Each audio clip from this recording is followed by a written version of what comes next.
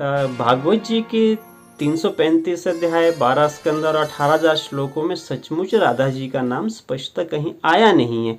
सांकेतिक हो सकता है लेकिन स्पष्ट नहीं है। मैं तो यहाँ कहूँगा सुदामा जी का भी नाम स्पष्ट नहीं आया है, लेकिन वहाँ संकेत बड़े गहरे मिले हैं। लेकिन राधा जी के बारे में हम जब ऐसा कहते हैं तो इसका अभिप्राय ये थोड़े ना होता है कि वो थी नहीं या है नहीं।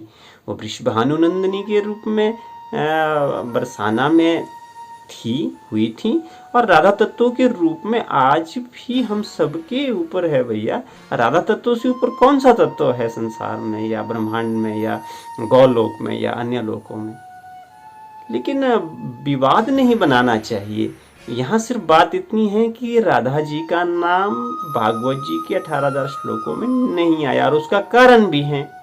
अब कोई जिज्ञासा से जानना चाहे तो कारण हम बता भी सकते हैं, और अगर कोई वैसे ही बहस करना चाहे तो हम किसी को कारण बताने के लिए बाध्य भी नहीं है। हम चाहे तो ना बताएंगे। अगर सचमुच जानना चाहता है, कोई जिज्ञासा है, तो बताया जा सकता है, इसमें कोई आपत्ति थोड़े ही ना है।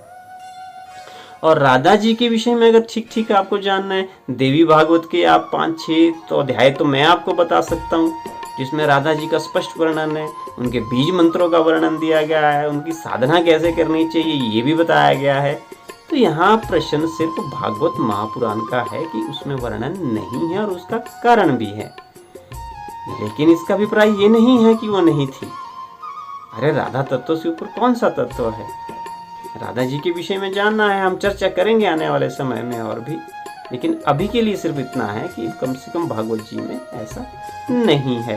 तो हम कथावाचकों को तो कम से कम कोई प्रसंग लेने से पहले थोड़ा विचार कर ही लेना चाहिए कि अगर हम उनका कोई प्रसंग सुना रहे हैं तो किस आधार पे सुना रहे हैं, कौन सी पुस्तक के आधार पे सुना रहे हैं, किस ग्रंथ के आधार पे सुना रहे हैं, ये हमें थोड़ा जानना चाहिए।